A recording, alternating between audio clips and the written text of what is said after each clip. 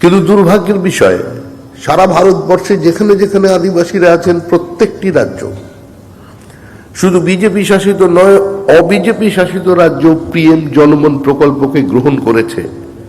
ব্যতিক্রম পশ্চিমবঙ্গ, কারণ বিভাজনের রাজনীতি, ঘৃণার রাজনীতি, কেন্দ্র বিরোধিতার রাজনীতির কারণে পশ্চিমবঙ্গের আদিবাসীরা বঞ্চিত হয়েছে। ধরতি আভা ভারতীয় গ্রাম উৎকর্ষ অভিযান ভারতের বৃহত্তম জনজাতি উন্নয়ন কর্মসূচি। একলব্য মডেল আবাসিক বিদ্যালয় ইএমআরএস 740টি বিদ্যালয় তৈরি করে দেওয়া হয়েছে।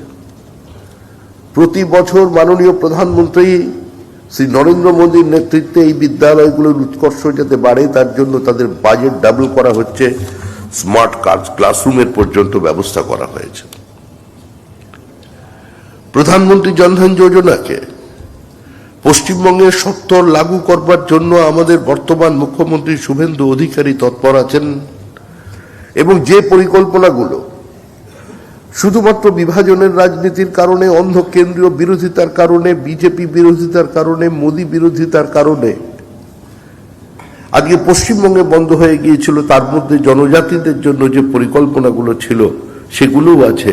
সেগুলো অতি দ্রুত রাজ্য সরকার যাতে রূপায়িত করে, আমি দলের পক্ষ থেকে আমি নিঃসন্দেহে সেটি মুখ্যমন্ত্রীকে জানাবো।